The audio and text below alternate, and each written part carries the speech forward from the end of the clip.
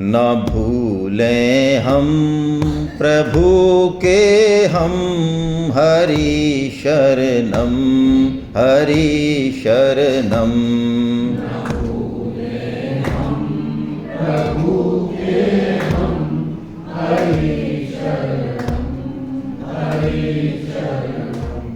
हरि शरणम हरि शरणम हरि शरणम हरि शरणम हरि शरणम हरि शरणम हरि शरणम हरि शरणम। वसुदेव सुतं देवं कंस चाणूरमर्दनं देवकी परमानंदम कृष्णं वंदे जगद्गुरु। आप सभी वैष्णव जनों के चरणों में दंडवत प्रणाम। हरे कृष्णा। बहुत सौभाग्य की बात है कि हम इस दुर्लभ मनुष्य जीवन में भगवान श्री कृष्ण की वाणी को सुनने का संकल्प कर पाए। उन भगवान श्री कृष्ण की वाणी जिनके बिना ये जिंदगी बड़े आराम से चल ही रही है।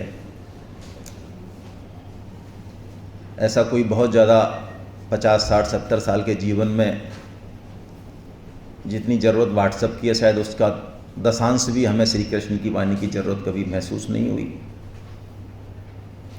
उसके बाद भी हम भगवान श्री कृष्ण की वाणी के सन्मुख हैं, तो इसमें हमारा संकल्प तो मायने रखता ही है, इसमें तो कोई दो राय है ही नहीं। लेकिन इसके पीछे एक बहुत बड़ा मैकेनिज्म भी है, बहुत बड़ी कृपा है। वो कृपा जो अनवरत है, अहर्निश है और बिना पात्र और कुपात्र का विचार किए है, और शायद इसी कारण हम उसको अनुभव नहीं कर पाते या उसकी कद्र नहीं कर पाते। जैसे कि वो कृपा हमें मनुष्य जन्म में मिली, और अभी कुटेटा साहब ने कहा कि मनुष्य जन्म तो ठीक है, भारतवर्ष में मिली। और शास्त्र तो और भी आगे कहते हैं कि मनुष्य जन्म मिला और भारतवर्ष में मिला, ये दो दुर्लभ संयोग है। और तीसरा दुर्लभ संयोग है कि कलयुग में मिल गया। बिल्कुल, कलयुग में जन्म लेना बाकी सभी युगों से फार फार मच मच बेटर है। क्यों कि कलयुग में सब छूट है। हमारा जिस तरह का तपस्या है, संयम है, सदाचार है, सामर्थ्य है, चाहे हम समझते कुछ भी हों, लेकिन जो है वास्तव में, तो उसके अनुसार ही हम छोटा मोटा करें, उसी से ही हमें सारी सिद्धि मिलेगी। विधि निषेध कलयुग में बहुत कम है, बहुत कम है। और इतनी विशेष छूट है कि तुलसीदास जी तो कहते हैं कि मानस पुण्य होए नहीं पापा, कलयुग एक पुनीत प्रतापा। कि हम बुरा कर्म सोच लें, विचार कर लें, चिंतन कर लें, मनन कर लें, तब तक ब्रेक लगाया हुआ है, जब तक कि एग्जीक्यूट नहीं कर दें। जब तक एग्जीक्यूट नहीं करेंगे तब तक फल नहीं मिलेगा। लेकिन पुण्य कर्म, किसी का भला करने का, किसी का अच्छा करने का, यदि हम सोच भी लें, संकल्प भी कर लें अच्छा मन में, कर ना पाए, सामर्थ्य नहीं है, मौका नहीं है, संकल्प कर लिया, दृढ़ कर लिया, तो जितना एग्जीक्यूट करेंगे उतना ही फल है। बुद्धि से परे है, लेकिन मान लेना चाहिए।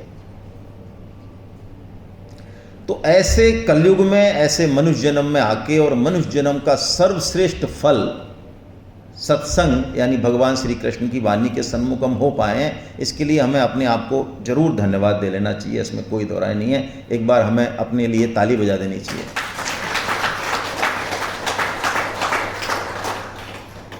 कि तात मिले पुनि मात मिले, सुत भ्रात मिले युवती सुखदाई, और राज मिले गजराज मिले, सब साज मिले मन वांछित पाई। सारी पृथ्वी का साम्राज्य, सारा ऐश्वर्य, अरे ये छोड़ो, लोक मिले परलोक मिले, विधि लोक मिले बैकुंठ ही जाई, और मिले सब ही सुख सुंदर, संत समागम दुर्लभ भाई। ऐसे संतों और वैष्णवों के बीच में हमें भी भगवत चर्चा का मौका मिला है।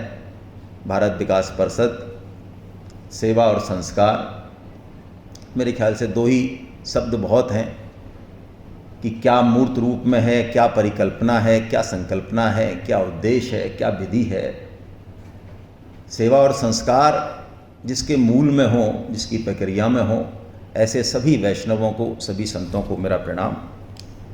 हम इस भगवत चर्चा का पूरा लाभ ले पाएँ, इसके लिए हम प्रभु से प्रार्थना करते हैं।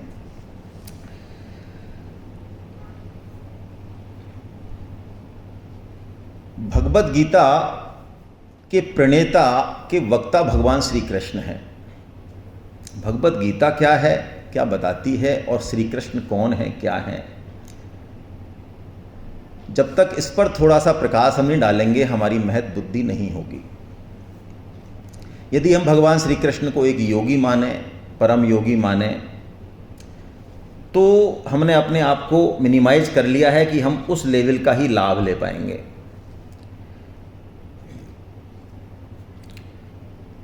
एक बहुत बेसिक प्रश्न है जो मैं आपके सामने रख रहा हूँ। दो चीज़ें पहले मैं बता दूँ इस सेमिनार से पहले। हम सेमिनार में बिल्कुल पिन पॉइंटेड रहेंगे, बिना किसी फॉर्मेलिटी को करे हुए। जो सेशन का टाइमिंग है कृपया आप रहें उस पर।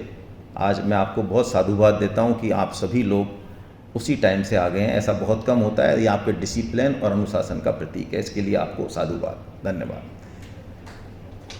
दूसरी बात, कोई भी एक सेशन सुन के कृपया अपनी तीव्र बुद्धि से निर्णय नहीं ले लें। पूरा सेशन सुने, पूरे 2 दिन की सेमिनार अटेंड करें। जब आ ही गए तो फिर देखते हैं और उसके बाद निर्णय लें। निर्णय लेने की हमें पूरी स्वतंत्रता है ही, ये तो मनुष्य योनि में है ही। इसीलिए तो हम बिगड़े हुए हैं कि ये स्वतंत्रता हमारे पास कुछ ज़्यादा ही है, और ये शायद स्वच्छंदता में बदल चुकी है आजकल तो। लेकिन चलिए, जो भी है भगवान ने दिया, हमने तो दी नहीं।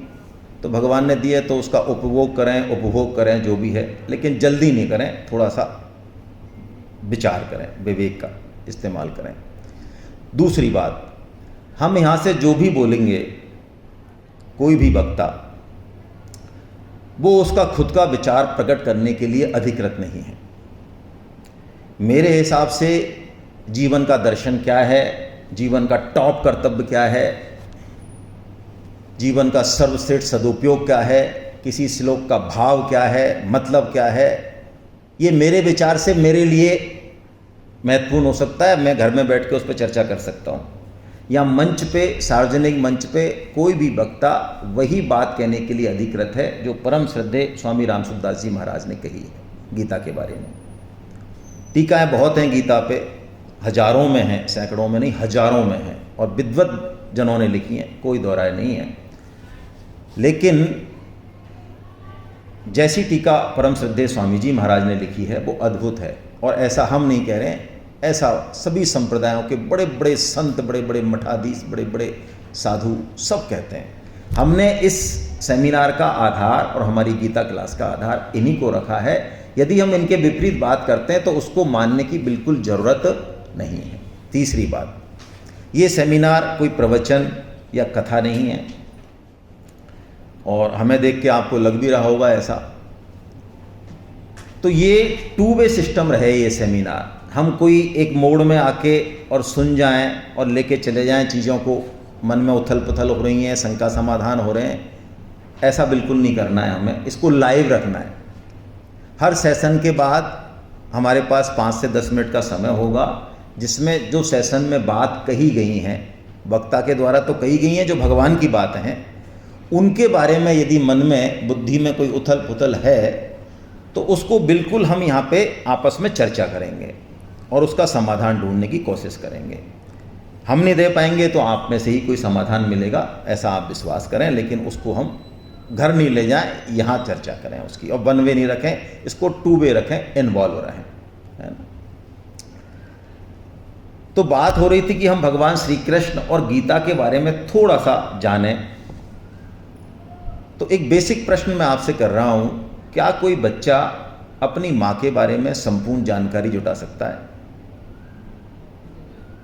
हेलो, मैंने कहा आप थोड़ा सा एक्टिव रहें।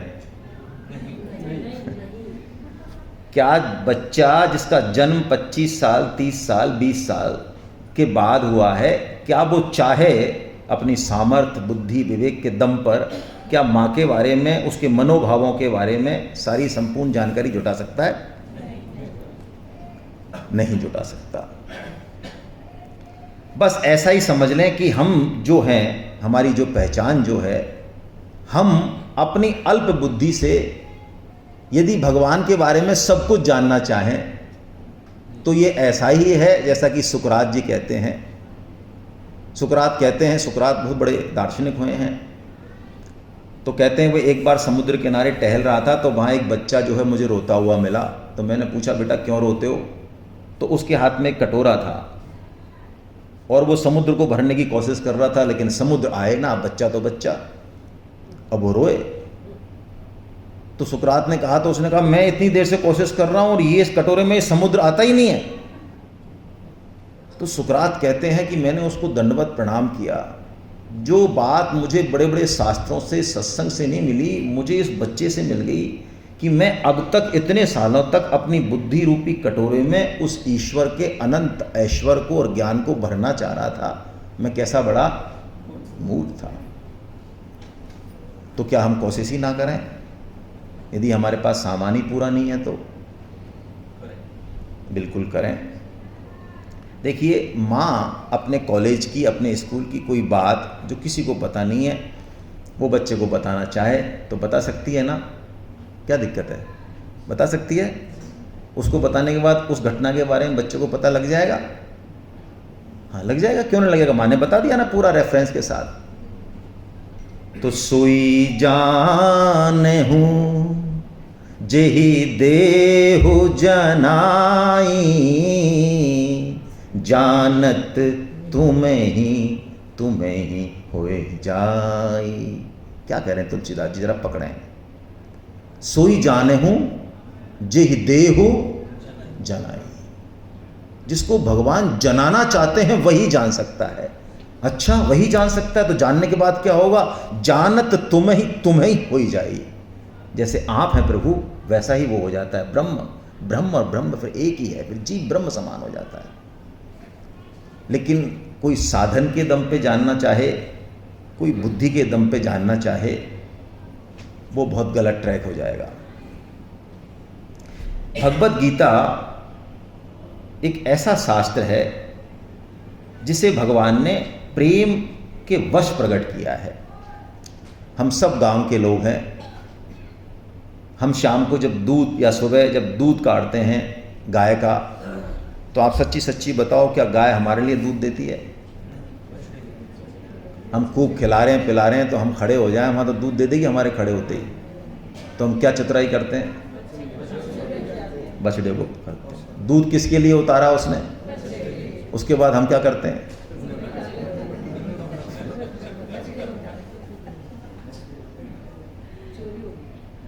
हमारी संस्कृति इतनी रिच है, ये मूर्खता है हमारी कि हम कहते हैं हमारे यहाँ इतने भगवान है, ये क्या फफूंद है।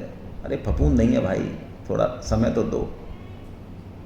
इतनी रिच है कि हम 10 जन्म लेके उनको पढ़ नहीं सकते। समझने की बात नहीं हो रही है, समझना तो छोड़ें। क्योंकि जैसे एक एक शास्त्र, वेद, उपनिषद, पुराण, हमारे सारे महाभारत, रामायण जितने भी हैं, बहुत सारे हैं, एक एक शास्त्र की अपनी अपनी स्टाइल है। जैसे वेद हैं, अब वेदों को पढ़ने वाले, मैं किसी संप्रदाय में नहीं जा रहा हूँ, कृपया इसको अन्यथा नहीं लें, लेकिन वेदों के वास्तविक तात्पर्य को पकड़ना ही बहुत मुश्किल है। पहले तो पढ़ना मुश्किल है। मैं हर सेमिनार में पूछता हूँ और मैं खुद हाथ खड़ा करता हूँ पहले कि ऐसे कौन हैं जिन्होंने वेद नहीं पढ़े हैं, तो मैं हाथ खड़ा करता हूँ कि भैया मैं नहीं पढ़ पाया। तो मैं आपसे ही पूछता हूँ, ऐसे कोई हैं जिन्होंने वेद पढ़े? ये तो पढ़ने की बात हो रही है, अब समझने की तो बात ही मत करना। देखे तो है। हाँ देखे हैं, वो देखे तो ज़बरदस्ती ऐसा है कि 500 रुपये की टिकट लेके पिक्चर में भी दिखा देते हैं कई बार। हाँ, हाथ में भी ले लो। तो वेदों को परोक्षवादी कहा, परिसंख्या विधि कहा। क्या मतलब है इसका? वेद 80% वेदों में जो पार्ट है वो सकाम भाग का है, कर्म कांड का है। पृथ्वी की पूजा करो, अग्नि की करो, वायु की करो, ये मिलेगा वो मिलेगा, स्वर्ग मिलेगा, हम लग जाते हैं उसमें। लेकिन हमें बड़ा आश्चर्य हुआ कि वेदों का उद्देश्य हमको सकाम कर्मों में लगाना है ही नहीं है, इसमें है ही नहीं लगाना। तो बताया क्यों? और 80% तक उसी को क्यों गाते जा रहे हैं? फिर हम तो ये समझ रहे हैं, हम तो पूजा कर रहे हैं, बड़े भक्त बन रहे हैं, यही भक्ति है, यही धार्मिकता है, सारा प्रकृति का संरक्षण हो रहा है, हमको जो मिल रहा है वो मिल रहा है, भगवान की पूजा रही, यही तो है। नहीं, ये नहीं है उसका उद्देश्य। कैसे माने भाई? अच्छा, आपने कभी छोटे बच्चे को बुखार है तो कुनैन की गोली देने की कोशिश की है? की होगी तो वो लेगा? ले लेगा? कड़वी होती है एकदम, नहीं लेगा। अच्छा, उसको कहा बेटा बर्फी खानी है, तो माँ क्या करती है? माँ भी होशियार है, वो कुनैन की गोली को बर्फी में डाल देती है और बर्फी खिलाती है उसको, तो खा जाता है वो। हम बैठे हैं वहाँ ड्राइंग रूम में, हम कहते हैं बड़ी मूर्ख है ये तो, क्या हो रहा है? बुखार, क्या खिलाया? बर्फी खिलाई, क्या मूर्ख राज है तुम? तो माँ का उद्देश्य क्या है भाई? बर्फी खिलाना, बुखार उतारना उद्देश्य है। वेदों का 16% पार्ट उपासना कांड है और अंतिम 4000 श्लोक मात्र ज्ञान कांड है। तो ऐसे वेदों को जिनको हमने पढ़ा नहीं, और 10 जन्म ले लें, इतना साहित्य हमारे पास, हम पढ़ नहीं सकते, और पढ़ने के बाद छोड़ो समझ नहीं सकते। उन सब शास्त्रों का निचोड़ यदि भगवान प्रेम बस एक ऐसी छोटी सी पुस्तक में कर दें कि जो हाथ में आ जाए और जो सरल इतनी हो कि पढ़ें तो समझ में भी आए थोड़ी थोड़ी, तो ये करामात, ये कौशल, ये कौन कर सकता है? एक भगवान श्री कृष्ण कर सकते हैं। यदि हम में से कोई हो साइंटिस्ट तो बताए, 10,000 पेज की किताब को यदि एक पन्ने में लिखना चाहें, और कोई चीज़ छूटेगी नहीं इंपॉर्टेंट, कोई चीज़ इंपॉर्टेंट छूटनी नहीं चाहिए, सारा कंसेप्ट आना चाहिए। बोलो संभव है हमारे लिए? एक पेज में कौन सा, दोनों तरफ की एक साइड? अरे एक साइड वाला भाई, 574 श्लोक है मात्र, भगवान श्री कृष्ण ने जो बोले। सोचो आप, 1 लाख तो वेदों में है, 18,000 यहाँ है, पुराणों में 4 लाख से ऊपर है। सर्वोपनिषदो गावो दोग्धा गोपाल नंदना। सर्वोपनिषदो गावो, अरे वेदों में भी जो सर्वोच्च पाठ है, जो ज्ञान कांड है, वो उपनिषद है, जिसके बारे में बड़े बड़े फिलोसोफर, आप पढ़ के देखें, हम विदेशी चकाचौंध हैं, विदेशी चमक से चकाचौंध है हमारे युवा पीढ़ी, और हम बड़े बड़े फिलोसोफरों ने सिर पे रखा उस ज्ञान को। शोपेनहावर जो इतने बड़े नास्तिक हो गए थे, उन्होंने कहा खाओ पियो और मर जाओ, बूढ़े मत होना। दार्शनिक है शार्प, आप पढ़ लेना, शोपेनहावर ने ये बात कही, मर जाओ जल्दी से जल्दी, मर जाओ जवानी में, बूढ़े मत होना, दुखी दुख है जीवन में। इतना डिप्रेस्ड हो गया वो, इतने अवसाद में चला गया, इतना बड़ा फिलोसोफर जिसकी नाम ही कसमें खाते हैं हमारे यहाँ के ज्ञानी लोग। जब फ्रेंच में अनुवाद हुआ और उसके बाद जब उसको गीता मिली और उपनिषद के सूत्र मिले, तो उसने सारा अपनी कबाड़ा जितना सब फेंक दिया उसने, सारी किताबें जिनको लोग पूछते थे। उन्होंने कहा ये 3 सूत्र मिल जाए ना मुझे उपनिषद के, जिसमें से एक आपने ग्रहण कर रखा है? तमसो मां ज्योतिर्गमयो अमृतो मां मृत्युर्गमयो।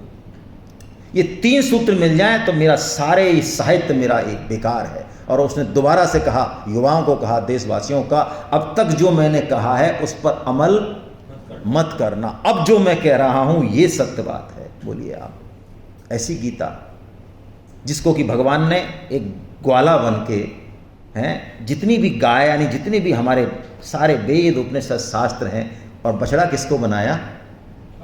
अर्जुन को बनाया। बिना अर्जुन के गीता प्रकट नहीं हो सकती। भगवान तो प्रकट अभी भी करना चाहते हैं। वो तत्व हर जगह मौजूद है, यही तो मजा है। गीता हमें बताएगी कि वो तत्व संभव ही नहीं है कि नष्ट हो जाए। ऐसी कोई देशकाल परिस्थिति नहीं जहां वो नहीं हो। यदि हम भगवत गीता को अपना गुरु मान लें और इसके श्लोकों को अपना मंत्र मान लें, हम कैसी भी परिस्थिति में खड़े हों, गीता हमें मार्गदर्शन देगी। वहां हिमालय की चोटी पर खड़े हों जहां एक बंदा नहीं दिखे, वहां मार्गदर्शन देगी। संभव ही नहीं है कि ना दे, लेकिन क्या हमें मार्गदर्शन लेने की इच्छा है? और मार्गदर्शन भी कैसा? कोई छोटा मोटा मार्गदर्शन नहीं भाई।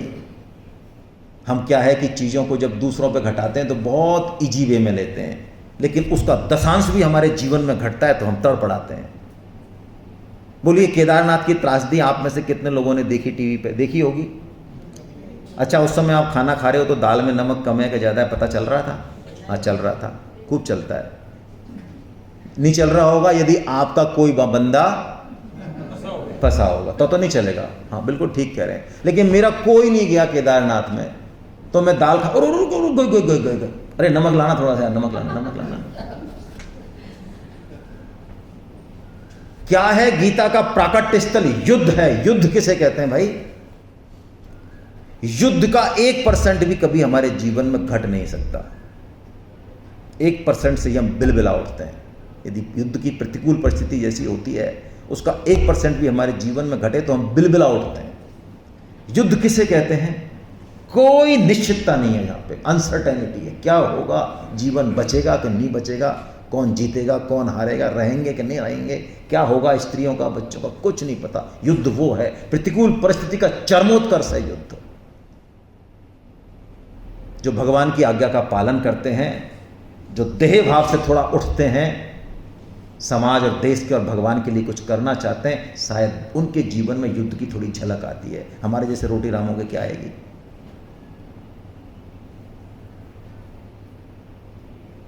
जिनके भगवान हैं आहार, निद्रा और भय और मैथुन, उनके लिए कोई युद्ध की पोजीशन नहीं आती। तो उस युद्ध की पोजीशन में भगवत गीता प्रकट होती है, और कोई छोटा मोटा शास्त्र नहीं है। आपके घर में यदि कोई डिप्रेशन का मरीज हो तो आपको अनुभव होगा, वरना हम नहीं समझ पाएंगे। डिप्रेशन का कोई मरीज हो तो उसके शिव गौतम जी के कितने चक्कर हमने सालों तक लगाए होंगे और कितना कितना सुधार हुआ होगा, फिर भी वो ज़िंदगी में ठीक से सेटल हो रहा है कि नहीं हो रहा है, वो आप खुद जानते होंगे। लेकिन गीता वो शास्त्र है कि 45 मिनट के अंदर अर्जुन को खड़ा कर देती है। ऐसा क्या है भाई गीता में? कुछ तो है, तभी तो सारा विश्व इसको वंदन कर रहा है। हाँ, विश्व वंदन करता है, इसलिए हमारा भी वंदन करना वाजिब है। ISI का यदि मार्कर लग के आ गया बाहर से तो वो चीज़ फिर तो बढ़िया होगी, है ना? क्योंकि ब्लड में 200 सालों की गुलामी है, और ये गुलामी फिर आसानी से नहीं जाती, पीढ़ी दर पीढ़ी चलती है। ये एक बहुत बड़ी समस्या है। वर्ण संकरता जो विचारों में हो जाती है वो एक पीढ़ी से नहीं जाती। हाँ, गीता तो ख़त्म कर सकती है, उसका तरीका है, यदि हम तैयार हों तो भगवत गीता और भगवान श्री कृष्ण ऐसे हैं जिन्होंने मानव मात्र के लिए, अर्जुन को कोई मोह वो नहीं है। जो अर्जुन आप सोचें इस युद्ध से पहले उर्वशी के काम निमंत्रण को ठुकरा सकता है। उर्वशी और यानी जिसको देखते ही हम सारा ज्ञान ध्यान भूल जाएं, हैं? ऐसी अप्सरा, सर्वश्रेष्ठ अप्सरा, वो खुला काम आमंत्रण दे रही है अर्जुन को। वो आती है रात को सज धज के और अर्जुन से कहती है, तो अर्जुन कहता है, प्रणाम करता है, माता। कह रहे माता क्या होती है? अप्सराएं किसी की माता वाता नहीं होती हैं, मैं तो दूसरे उद्देश्य आई हूं। अर्जुन कहता है, नहीं भाई, आप हमारे पुरखों की पत्नी रही हैं, इसलिए मेरी आप माता ही हैं। मैं आप में दूसरा भाव देखता ही नहीं कि तुमने फिर वो आज जब मैं नृत्य कर रही थी तो मेरी तरफ आप ऐसे कैसे देख रहे थे? फिर तो उन्होंने कहा, मैं तो इसी भाव से देख रहा था, आपके चरणों को थिरकते हुए चरणों को देख रहा था कि मेरी माता जो है कितनी सुंदर है। उसके बाद भी वो नहीं मानी तो अर्जुन ने पूछा, आप मेरे से संबंध बनाना क्यों चाहती हैं आखिर? तो वो अप्सरा बोली कि तुम्हारा जो सुडौल शरीर है, जो आचार विचार है, इस पर मैं मुग्ध हो गई हूँ, और मैं चाहती हूँ कि मेरा भी एक ऐसा ही पुत्र हो तुमसे। तो अर्जुन साष्टांग दंडवत प्रणाम करते हैं कि वो पुत्र तो पता नहीं कब होगा और कैसा होगा, माता ये आपका पुत्र आपको प्रणाम करता है। वो अर्जुन जिसके मन में कामना नहीं, ये कंचन और कामनी यही तो दो घाटी हैं, जिसने उस घाटी को पार कर रहा होगा वो क्या मोह में आ सकता है? मोह है क्या? मोह यही तो है, कंचन और कामनी, यही तो मोह का रूप है। जिसको कंचन और कामनी से मतलब नहीं, उसकी बुद्धि एकदम प्रखर होती है, वो कहीं फंस नहीं सकता, संभव ही नहीं। भगवान की माया छू नहीं सकती उसे, माया का रूप ही यही है। लेकिन अर्जुन हमारे लिए ये सारा काम करते हैं, भगवान श्री कृष्ण भी यही काम करते हैं, जिससे कि मानव मात्र जो है इस चीज को देख के और अपने उद्देश्य को प्राप्त कर सके। अब दूसरी बात, बहुत इंपॉर्टेंट बात, भगवत गीता हम क्यों पढ़ें? सच्ची सच्ची बात करेंगे भाई, देखो है ना, यहाँ पे ऐसे ही भावों में नहीं बहेंगे, भावों में तो बहाएगी गीता, लेकिन फिर भी झूठे भावों में नहीं बहना है। भक्ति और अंधभक्ति में बड़ा फर्क है। गीता भक्ति सिखाएगी, अंधभक्ति नहीं सिखाएगी। और वार भी करेगी, प्रखर वार करेगी, हमारे झंझावात हो जाएगा हमारे विचारों पर, जिस मान्यता पर जो हम समझते हैं कि बहुत सही है और बहुत उच्च, उस पर वार भी करेगी, है ना। कोई चीज पहले बनती है या उसका उद्देश्य वो किस काम आएगी, ये पहले डिसाइड होता है। ये कुर्ता, ये माइक, ये बोतल, ये कंप्यूटर, ये टेबल, ये हॉल, ये सब पहले बने या ये किस काम आएंगे, ये डिसाइड हुआ पहले। इनकी आवश्यकता की जरूरत पहले महसूस हुई या ये चीजें पहले आई? तो दुनिया की सर्वश्रेष्ठ मशीन क्या है? सर्वश्रेष्ठ जितने भी आविष्कार हैं, ये कंप्यूटर भी हो चाहे, संत ज्ञानेश्वरी जी के जो टीकाकार हैं, संत ज्ञानेश्वरी के टीकाकार संत ज्ञानेश्वर जी महाराज, वो मराठी में लिखते हैं कि जितने भी यंत्र बोला उन्होंने इसको, कि जितने भी यंत्र हैं विश्व में, उनमें सर्वश्रेष्ठ यंत्र क्या है? मनुष्य। इससे सर्वश्रेष्ठ कोई कृति नहीं भगवान की। तो इतना सर्वश्रेष्ठ जो यंत्र है, तो इसका क्रिएशन किया, अपने आप तो हुआ नहीं होगा। अपने आप वाले कितने बंदे जो कहते हैं सब अपने आप बना भगवान ने, प्रकृति सब अपने आप बनी और मनुष्य शरीर सब अपने आप ही चल रहा है। बस जो हम काम कर रहे हैं समाज को सुधारने का, ये काम अपने आप नहीं हो रहा, ये हम कर रहे हैं। बाकी जितने भी सूर्य चंद्र चंद्रमा तारे जितने भी ये तो सब अपने आप हो रहे हैं। एक जो घर चलाने का काम है, थोड़ा बहुत उछल कूद करने का काम है, थोड़ा बहुत भौतिक काम जो हम कर रहे हैं, ये अपने आप नहीं होता, ये हम कर रहे हैं, इसे करता हम है।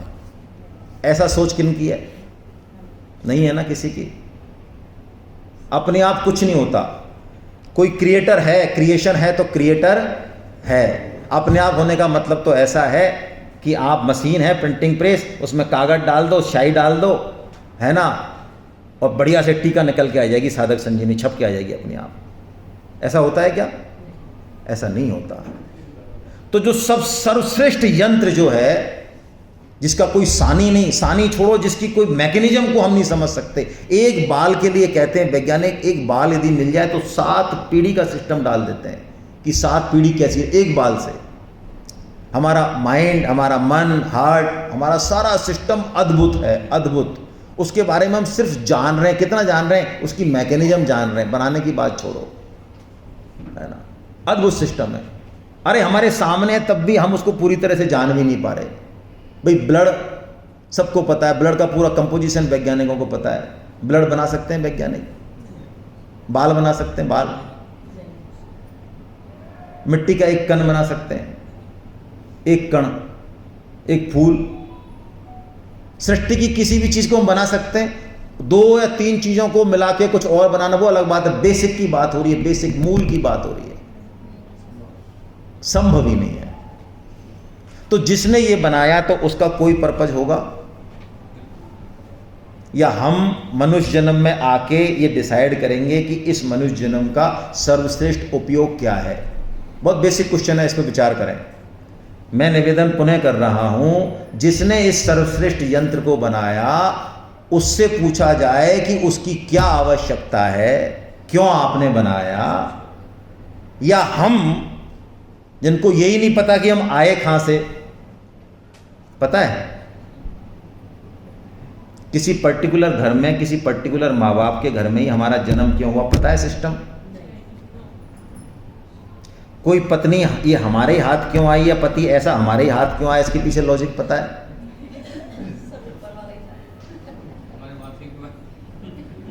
इस जीवन में हम कितने लोगों को देखेंगे, किनसे संपर्क करेंगे, कहाँ रहेंगे, क्या भोगेंगे, क्या ये पता है इसके पीछे क्या सिस्टम है?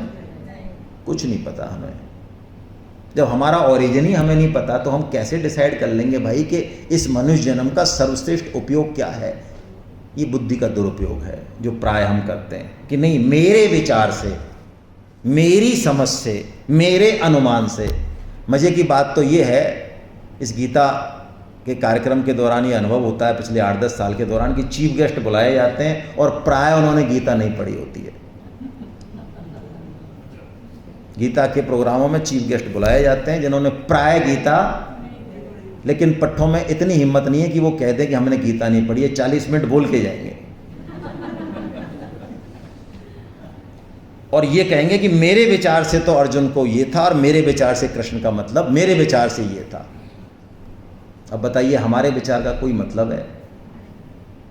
स्वामी जी जैसे संत कहें हैं, जो नित्य भगवत साक्षात्कार में रहते हैं, जिनका फोटो अवेलेबल नहीं, जो 105 साल अहर्निश लोगों की सेवा कर रहे हैं, गीता का मर्म समझा रहे हैं, और जिस दिन गीता का मर्म नहीं समझाते हैं, शब्द नहीं बोलते हैं, उस दिन अन्न का एक दाना ग्रहण नहीं करते। ऐसे स्वामी जी जो 105 साल सार्वजनिक लाइफ में रहे, उनका एक फोटो तक नहीं, ऐसे निष्काम संत बता सकते हैं कि गीता का वास्तविक तात्पर्य क्या है? हम बताएंगे मेरे विचार से, मेरी समझ से। तो क्या उससे नहीं पूछना चाहिए हमें कि भाई इस मनुष्य जन्म को जो आपने बनाया, तो इसका आप बेस्ट से बेस्ट उपयोग क्या करना चाहते हैं? उससे पूछना चाहिए। तो कैसे पूछें महाराज?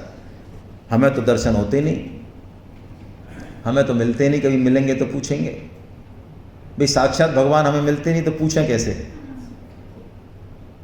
तो देखिए, भगवान में और भगवान की वाणी में कोई फर्क नहीं है। और संत तो कहते हैं कि भगवान छोड़ो, भगवान की जो वाणी है और भगवान का जो नाम है वो भगवान से भी ऊपर है? तुलसीदास जी कहते हैं, महाराज आपने कितने लोगों को तारा होगा? श्री राम से कहते हैं, कितने लोगों को तारा होगा? आपने कितने राक्षसों का उद्धार किया होगा?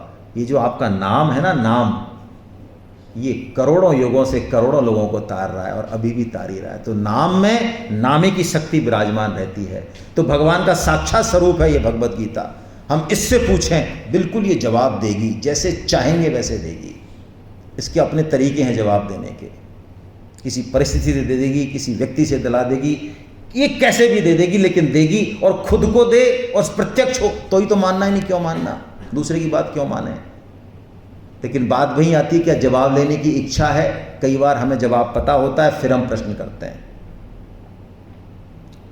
हमें उत्तर पहले से, तो ऐसे लोगों का जवाब नहीं आता भाई। यदि हाँ अंदर से कोई प्रश्न है तो उसका जवाब बिल्कुल आएगा, 100% आएगा। बहुत लोगों को आया है, महात्मा गांधी को आया, विवेकानंद जी को आया, बहुत सारे देशभक्तों को आया है। ऐसे ही देशभक्त जो है हमारे, जिन्होंने सब कुछ गंवा दिया, कोई मजाक नहीं है। राष्ट्रभक्ति, देशभक्ति कोई मजाक नहीं है। अपने परिवार का मोह छोड़ के, धन संपत्ति का मोह छोड़ के, शरीर का मोह छोड़ के और उत्सर्ग कर देना, ये आसान काम नहीं है, ये बहुत ऊंची बात है। वो लोग भी भगवत गीता की टीका को जेब में रखते हैं, कोई ना कोई तो बात होगी, कुछ ना कुछ तो मिलता होगा उससे। ऐसी है भगवत गीता। तो ऐसी भगवत गीता के लिए हम इकट्ठे हुए हैं, बड़े सौभाग्य की बात है। तो आइए हम थोड़ा सा 2 चीज़ें देख लें कि मनुष्य जन्म को बड़ा दुर्लभ बताया, जैसा कि हम चर्चा कर चुके हैं, लेकिन इसको अधम भी बताया। ये 2 डिफरेंट चीज़ें हैं। मनुष्य जन्म जैसा दुर्लभ नहीं और इसके जैसा कोई अधम भी शरीर नहीं, अधम शरीरा, ऐसा तुलसीदास जी ने कहा। पंच रचित ये क्यों, ऐसा क्यों कहा भाई? देखिए, मनुष्य जन्म में दो चीज़ें हैं जिसके कारण इसको अधम भी कहा जा रहा है और इसको दुर्लभ भी कहा जा रहा है। ये दो ऐसी विशेष पावर हमको मिली हुई हैं, ऐसी विशेष शक्ति मिली हुई हैं जिनके बारे में जानना बहुत जरूरी है। यदि हमने इनको नहीं जाना तो हम बहुत बड़ा नुकसान करा सकते हैं अपने जीवन का। अच्छा, मैं एक प्रैक्टिकल एग्जाम्पल लेता हूँ। हमारे जो है जिनके साथ हमने काम किया है, सर भी बैठे हैं, अनिल जैन साहब। मान लो सीएम की मीटिंग फिक्स हो जाए अचानक कि साहब आपका डिपार्टमेंट का प्रेजेंटेशन होना है। अब आपके पास जो है बहुत कम समय, कल तो 10 बजे होगा और आप लगे हो सूचना बनाने में और पीपीटी तैयार करने में और फोन घुमाने में, और धुआंधार हो रही है, दौड़ रहे हो आप, सब सेक्रेटरी हो चाहे कोई हो, रात को हो सकता है 12 बज जाए। अच्छा, जिस समय मैसेज आया 4 बजे से, एक तो ये आपकी हालत है जो आप अधिकारी हैं, और एक वहीं उस ऑफिस का चपरासी है। बोलो किसकी टेंशन ज़्यादा है?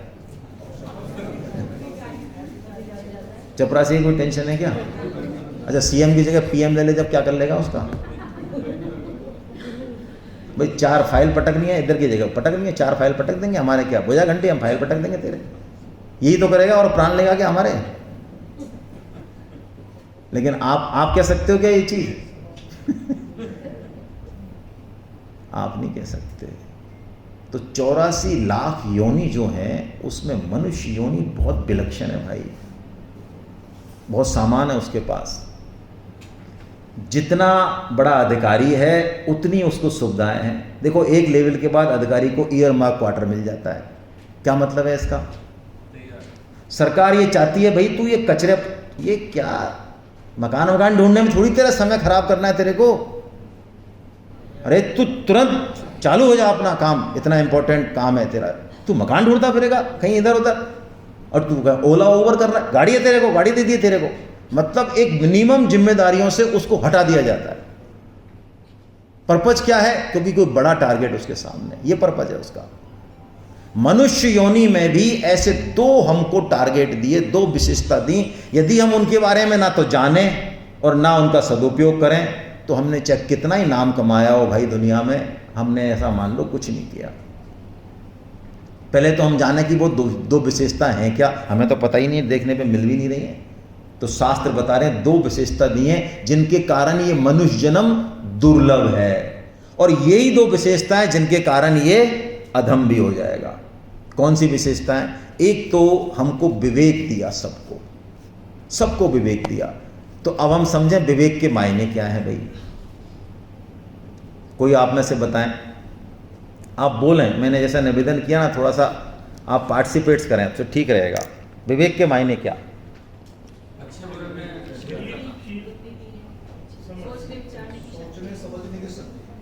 तो क्या ये कुत्ते बिल्ली में गधे में नहीं होती? नहीं होती है। आप डंडा दोगे तो वहाँ घुस जाएगा, रोटी दोगे तो भाग जाएगा।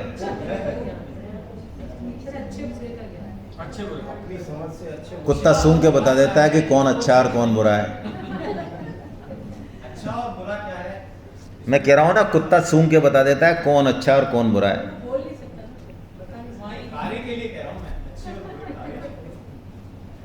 बहुत सही बता रहे हैं आप, और कोई नहीं, बिल्कुल सही बता रहे हैं, गलत तो बता ही नहीं सकते, है ना। एक तो गीता का वातावरण है और दूसरा विशेष जो है विद्वत जन है, मुझे वाकिफ हूँ मैं, तो गलत तो नहीं बता रहे, पर मैं और एक्सप्लोर कर रहा हूँ, बस ऐसा मान लें। और कोई? हम भक्ति कर सकते हैं भगवान। चलिए देखिए, जितनी भी योनि है विवेक सब में है ना, बिना विवेक के कोई योनि होती नहीं। सुषुप्त अवस्था में है, सामान्य विवेक है। सामान्य विवेक किसका? आहार, निद्रा, भय और मैथुन का, ये विवेक है बस उनके पास। विवेक के वास्तविक मायने क्या है कि सारी योनियों को देखेंगे तो एक टाइप्ड है, वो एक रोबोटिक लाइफ है उनकी। वो अपने आप के दृष्टा नहीं हो सकते, वो कभी ये सोच नहीं सकते कि यार मैं आया क्यों हूं इस संसार में, मैं हूं कौन। अपने आप को देखने की जो क्षमता है, अपने पूरे इतिहास को देखने की क्षमता है, और खुद को इस सिस्टम से अलग करने की जो क्षमता है, साक्षी भाव, दृष्टा भाव, वो उनमें नहीं हो सकता, संभव ही नहीं है। वो दुख का प्रतिकार कर देंगे, सुख को भोग लेंगे, लेकिन वो रहेंगे उसी में। कुत्ता आपको प्रेम कर सकता है लेकिन पड़ोसी को अब उसको आप प्रेम कह रहे हैं, देखो प्रेम है नहीं, मैं भी प्रेम ही कह रहा हूं आपकी भाषा में। जो हम प्रेम प्यार कह रहे हैं वो प्रेम प्यार नहीं, वो स्वार्थ संबंध है। तो वो भी कर सकता है, लेकिन क्या उसका प्रेम सर्वत्र हो सकता है? संभव नहीं है। क्या वो अपने बारे में सोच सकता है कि मैं हूं कौन, आखिर मेरी वास्तविक पहचान क्या है? लेकिन आप देखेंगे कि हम कितने ही बड़े हो जाएं, पूरी दुनिया के मालिक हो जाएं, चाहे दुखी हो, सामान्य आदमी हो, कभी न कभी लाइफ में ऐसा आता है, कभी कभी विरक्ति होती है और आदमी को लगता है यार ये झंझावात है क्या है ये, पति पत्नी घर में सारी समय बीतता जा रहा है, कौन है ये बनाया किसने, अड़खंजा क्यों बनाया, मेरे को क्यों कहाँ पटक दिया? एक खुद के बारे में एक जानने की, बिल्कुल जब आप अकेले होंगे तो, आजकल अकेले रहने की समस्या ही कोई रहना ही नहीं चाहता। भगवान कोरोना लाके भी अवसर देते तो उस समय भी हम कुछ ना कुछ खोज ही लेते हैं। कहीं यात्रा करनी हो तो हमको संग चाहिए,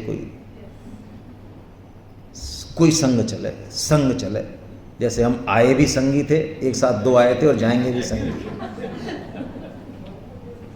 यदि वास्तव में अकेले रहें तो फिर परमात्मा से बात होगी। लेकिन क्या हम अकेले रहते हैं कभी? कोई टाइम है मर जाएं, गिर जाएं, घबरा जाएं। तो ये बात आती है अकेले में, ये विवेक प्रक्षुब्ध होता है। दूसरा सत्संग से होता है। ये विवेक वो चीज है जो हमें अपनी डायरेक्शन बताएगा, अपने बारे में बताएगा। दूसरी चीज है कर्म करने की स्वतंत्रता। एक दूसरी वीटो पावर हमारे पास है। इसके बारे में आपका क्या कहना है? ये हमारे पास ही है या और लोगों के पास भी है? Please respond. बाकी लोगों के पास नहीं है? बाकी लोग कर्म नहीं करते? नए लोग बताएं कोई। आपके जवाब तो क्या कि घिसे पिटे हो गए। नए बताएं जो पहली बार सेमिनार में कितने साधक आए? गुड। आप सबसे इंपॉर्टेंट हो हमारे लिए भाई। पुराने लोगों से ज़्यादा हमें मतलब नहीं रहता है। तो आप हमारे परम पूजनीय सभी हैं, लेकिन आप परम पूजनीय हो तो आप बताएं प्लीज़, क्योंकि आपकी बात दिल से निकलेगी।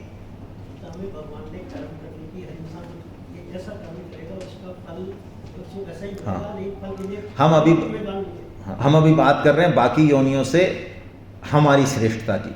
हम पहले देखें ना हमारे पास ऐसा क्या सामान है ना। 84 लाख योनियों में से हम सर्वश्रेष्ठ हैं तो क्यों हैं? दुर्लभ कृति है हम तो क्यों हैं? उसके बारे में चर्चा हो रही है। कह तो दिया बड़े भाग मानुष तन पावा, सर्व दुर्लभ सब ग्रंथ गावा है। संवेदनशीलता है। हाँ, संवेदनशीलता। अभी हम कर्म स्वतंत्रता की बात कर रहे हैं कि क्या वास्तव में हमको कर्म स्वतंत्र है? क्या वास्तव में?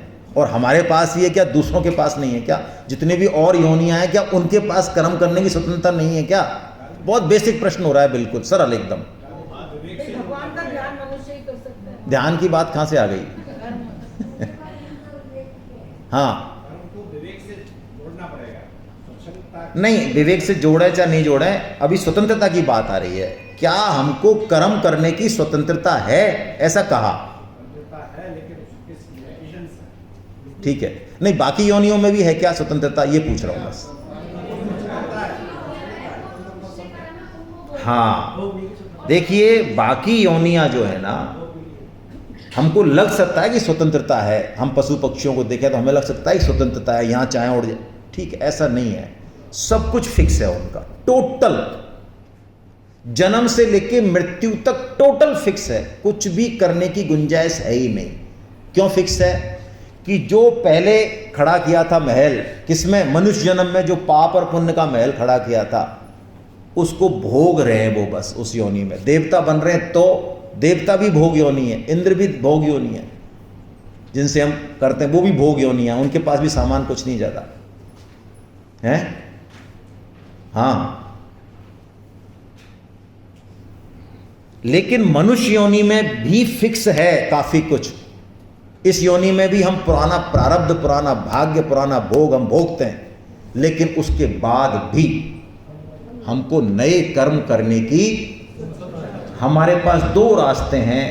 हम चाहें तो अच्छे से अच्छा कर्म करें और चाहें तो बुरे से बुरा हमारे पास इतनी स्वतंत्रता है कि हम इतना पतन कर सकते हैं अपना, जितना कि किसी भी योनि में संभव ही नहीं है।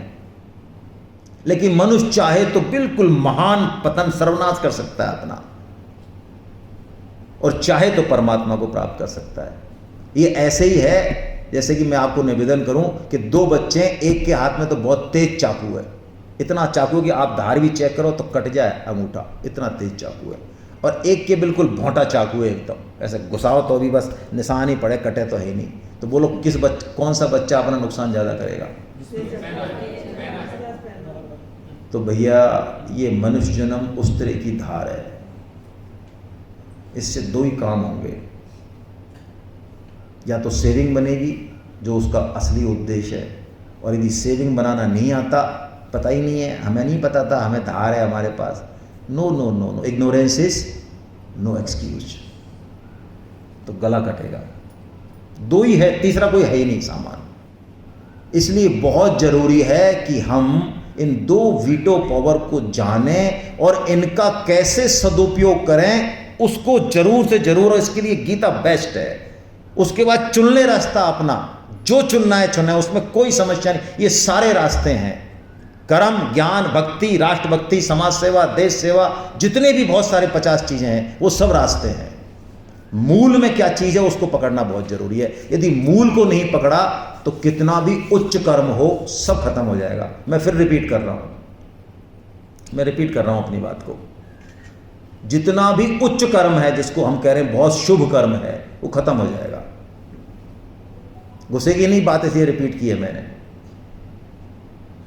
क्योंकि जब कर्म की महत्ता होती है तो ये बात घुसती नहीं है दिमाग में।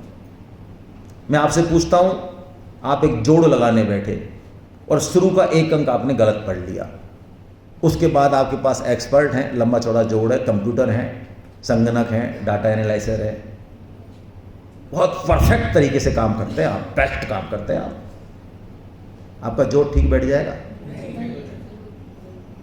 क्योंकि आपने मूल में भूल कर दी।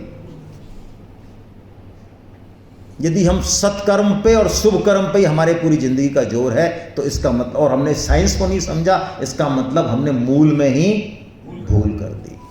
अब मैं आपको दूसरा एग्जाम्पल देता हूं, जहां से भगवान शुरुआत करते हैं गीता की, कि सबसे पहले तो हम जाने कि हम हैं कौन, तब तो हम डिसाइड करेंगे कि शुभ कर्म, सत्कर्म और उच्च कर्म है क्या। अच्छा, आपका कोई बहुत निजी जन, प्रियजन, स्वजन जेल में बंद है, और आपने जुगाड़ लगा के अप्रोच करके उसको घर का खाना पहुंचा दिया, कंबल दे दिया, घर की चीज़ें दे दी, बातचीत हो रही है आपकी, मिल रहे हो, जुल रहे हो, बोलो अच्छा कर रहे हो कि बुरा कर रहे हो? ये क्यों? घर का खाना खिला रहे हो, इसमें क्या बुरा कर रहे हो? रात को उसको कंबल मिल जाएगा, बढ़िया गद्दे दे रहे हो उसको सोने के लिए, इसमें क्या बुरा कर रहे हो? जेल में फैसिलिटी है, आधारभूत फैसिलिटी तो मिल ही रही है उसको। जिस वजह से वो जेल में हाँ, रुकावट नहीं डाल रहे हैं, मैं दूसरी चीज निवेदन कर रहा था कि हम उसको सुविधा तो पहुंचा रहे हैं पूरी, लेकिन वो जेल से कैसे छूटे इस बारे में हमारा कोई होश ही नहीं है हमें। तो बताइए, हम वास्तव में उसका भला कर रहे हैं या बुरा कर रहे हैं? बस इस समाज को, इस संसार को, इस परिवार को उठाने की, आसमान में ठेक करने की जो हमारी जो ये लगन है, ये बस ऐसी ही है। सुअर को टोटल हाइजेनिक कंडीशन दे रहे हैं हम, बहुत बढ़िया, लेकिन वो रहेगा सुअर। बिल्कुल मूल पे काम करती है गीता, जड़ पे काम करती है, क्योंकि जिस दिन ये यूनिट सुधर गई, देखिए इसको राष्ट्र के लिए काम में ले लो, समाज के लिए साइंटिस्ट बना दो, झाड़ू लगवा लो, कुछ भी करा लो, है तो एक यूनिट। ये यूनिट काम कैसे करती है भाई? इसके मन बुद्धि का सिस्टम क्या है, ये कैसे सोचते हैं? क्या हमने इस यूनिट पे काम किया? जिस दिन ईंट बढ़िया हो गई तो मकान बढ़िया हो जाएगा। हम किसी भी चीज की बात करें, इस यूनिट पे हमको काम करना पड़ेगा, और गीता यही काम करती है। गीता का साधक कहीं भी उसको यूज कर लो, फिर वो हर काम का है। जैसे कि सेना में नहीं होता है कि सब्जी काटने वाला भी वो है तो सोल्जर, यदि अटैक हुआ सब्जी अब्जी छोड़ो, वो चाकू से ही फाड़ देगा उनको, वो है सोल्जर। लेकिन जिसमें मूल चीज नहीं है भाई, और ऊपर का कलर है, वो फिर बात बनेगी नहीं, क्योंकि गीता में बहुत स्पष्ट रूप से कहा है कि शुभ कर्मों का फल स्वर्ग लोक है, भोग है। आप माने चाहे ना माने, गीता तो कहती है। और स्वर्ग का फल क्या है? स्वर्ग में भोग हैं, लेकिन वहां से हम धक्का देके निकाल दिए जाएंगे। जितने अच्छे पुण्य कर्म, जितने बड़े बड़े शुभ कर्म, उतना ही बड़ा स्वर्ग, उतना ही पीरियड ज़्यादा, लेकिन अल्टीमेटली वहाँ से धक्का मार के निकाल, 1 सेकंड नहीं रुक सकते हम वहाँ पे। जैसे कि रिचार्ज खत्म होता है मोबाइल का, तुरंत बात कटती है, ऐसे ही देवता ऐसे धक्का देते हैं, क्योंकि बदबू आती है उनको हमारे शरीरों से। इसलिए गीता स्वर्ग होने को, स्वर्गवासी होने को श्राप मानती है। गीता कहती है हमको अपने पुरखों के लिए स्वर्गवासी शब्द नहीं लगाना चाहिए, ये श्राप देना है स्वर्गवासी होना। स्वर्ग क्यों जाएंगे हम वहां जाएंगे जहां के हम वासी हैं असली। लेकिन उसके लिए हमको पहले देखना पड़ेगा कि वास्तव में हम हैं कौन, हम आपके हैं कौन। अब हैं कौन, तो हमने जो ये मान रखा है फर्जीवाड़ा अपने आप को, क्या मान रखा है? बेसिक स्त्री पुरुष लिंग भेद है। उसके बाद यदि समाज में प्रतिष्ठित हैं, नाम है, स्किल है, पैसा है, तो और समस्याएं। इतने सारे टैग लगा रखे हैं, हम इन टैगों को हटाएं सबको, तब तो पता चले कि सामान अंदर है क्या। हम वास्तव में इन टैगों में ही पूरी जिंदगी निकल जाती है। और जितने ज़्यादा टैग उतना ज़्यादा मकड़ जाला, उतना जल्दी नहीं आएगा आदमी, नीचे नहीं आएगा, सामान बहुत है। इसलिए अध्यात्म उल्टा है। अध्यात्म जिसके पास सामान कम है वो जल्दी निकलता है आगे। नीच नीच सब तर गए, राम भजन लवलीन, और जाति के अभिमान से डूबे सभी कुलीन। जाति का अभिमान, कौन सी जाति? जो भी जिसका अभिमान है, देख लें अपने आप को। जाति का अभिमान है, रंग का है, धन का है, विद्या का है, सत्कर्म का है, परोपकार का है, पैसे का है, जिसका भी अभिमान है वही जाति है। अभिमान एक ऐसी चीज है जो अच्छी चीज में लग जाता है तो भी वो डुबो देता है। तो हम इसको छोड़ें तो वास्तविक तात्पर्य बताइए गीता की, हम हैं कौन और हमारा उनसे संबंध क्या है। ये असली चीज है, ये मूल चीज ठीक हो गई, फिर कर्म वर्म तो बहुत बात की चीज है। देखिए गीता में एक ऐसी रहस्यमयी चीज है, जिस कर्म को हम बहुत महत्ता देते हैं ना, अर्जुन ने उसके बारे में भी प्रश्न किया कि प्रभु ये कर्म है क्या आखिर। और बड़ा आश्चर्य होगा कि ये कर्म नाम की चिड़िया होती ही नहीं है। जब ये सृष्टि नहीं रहती तो एक कर्म नाम की चिड़िया ही नहीं होती है। ये सबसे पहले कर्म परंपरा भगवान श्री कृष्ण चालू करते हैं, और उस कर्म को करने के लिए सारा सिस्टम। आज हम एक हाथ भी उठा रहे हैं तो इस हाथ को उठाने के पीछे क्या साइंस घटा, कौन से सेल्स ने कहां से एनर्जी दी, कहां माइंड ने डायरेक्शन दिया, कैसे हुआ, तो हम इस सारे सिस्टम को जान जाएंगे तो हमें पता चलेगा कि अरे हम कर्म करने वाले हैं, इससे बड़ा झूठ तो कोई दूसरा हो ही नहीं सकता है। इसके पीछे तो बहुत बड़ा मैकेनिज्म है जो देने वाले कोई और बैठे हैं। भाई हमारा तो कोई लेना देना नहीं है, हम तो वैसे थानेदार बन रहे हैं। जिस दिन ये बात समझ में आ गई, कर्म तो होगा, कर्म का अहंकार नहीं होगा। कर्म में जो वासना है, जो जहर है, वो छुएगा नहीं हमको, वरना कर्म कितना ही बड़ा हो उसका जहर जब तक बना हुआ है वो पतन करेगा हमारा। गीता ये बात समझाएगी हमें जो प्राय समझ में नहीं आती, उस कर्म की थ्योरी बताएगी। इसलिए भगवान कहते हैं, ऐसे नहीं कहते हैं तू कर और तेरे को कुछ नहीं मिला। क्यों नहीं मिलेगा भाई? मैं IIT की तैयारी कर रहा हूं तो मेरे को IIT में नहीं जाना क्या? मेरे को तो जाना है, मैं जब भी तो तैयारी करूंगा।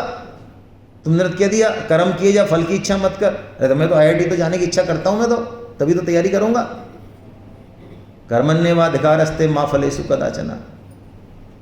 तेरा सिस्टम नहीं है ना भाई, तू समझ पहले कर्म की थ्योरी समझ, तब समझ में आएगा कि फल का सिस्टम क्या है। ये दोनों सिस्टम अलग अलग है, ऐसा भगवान हमें इसमें बताएंगे। और अंत में भगवद गीता तीनों योगों के बारे में बताते हुए कर्म, ज्ञान और भक्ति, देखिए कितनी वैरायटी है हमारे यहाँ। हमें जहाँ है, जैसी हमारी रुचि है, जो हम कर रहे हैं, बड़े मजे की बात है ये गीता की, ये पंचलाइन है गीता की। जो हमारी रुचि है, जो हमारी सामर्थ्य है, हम जहाँ हैं, जो कर रहे हैं, उसी से गीता हमें अल्टीमेट टारगेट को पहुँचाती है। गीता नहीं कहती कि आप देश बदलो, भेष बदलो, ऐसा करो, बस कहती है कि जो कर्म कर रहे हो उसमें गीता का तड़का लगा दो।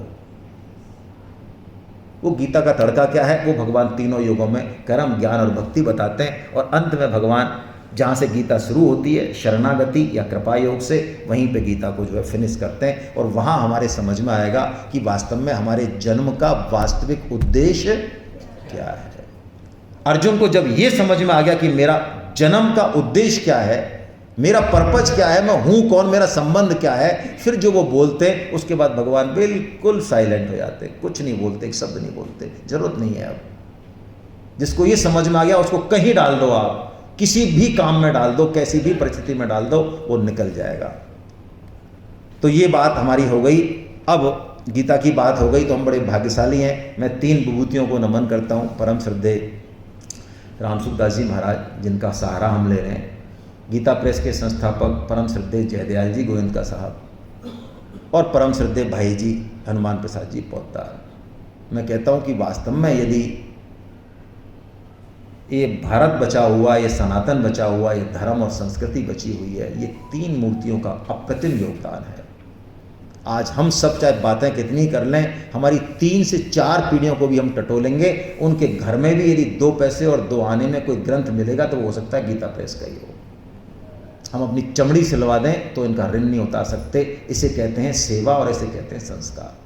अप्रतिम मिसाल है ये, वो गीता प्रेस जो आज भी 1 रुपये का माल 4 आना में देती है। कैसे देती है वो नहीं पता, लेकिन चलिए देती है। हम सौभाग्यशाली हैं कि हम गीता प्रेस के समय में हमारा जन्म हुआ। हमें इधर उधर भटकने की ज़रूरत नहीं है। मैं आपको ये ऐसे ही नहीं कह रहा हूँ। अब मैं आपको मन की बात कहूँ तो यदि आप वेद पढ़ें और वेदों के 20 श्लोकों में आप समय खर्च करें, और जो बात 20 श्लोकों में कही जिस पे आप बात पे पहुंच नहीं पा रहे हैं, फिर आप गीता का 1 श्लोक देखें और आप उस बात की रहस्य में, उसकी गहराई में पहुंच जाएं, आपको समझ में आ जाए अरे ये तो बात इतनी सरल है। तब आपको पता चलता है कि गीता के 1 श्लोक में कितना दम है, तब पता चलेगा, अभी नहीं चलेगा। 20 श्लोक आप वेद के पढ़ें और तब भी समझ में नहीं आए, और गीता के 1 श्लोक से समझ में आ जाए, तब घटेगा कि हाँ दम है। ऐसे ही भगवत गीता की आप कितनी टीका पढ़ लें, फिर स्वामी जी की टीका पढ़ें आप, आपको लगेगा कि हाँ कुछ बात है। तो ऐसे गीता प्रेस के सानिध्य में हम बैठे, ये बड़ा अहोभाग्य है। हरे कृष्णा। अब हम यहाँ से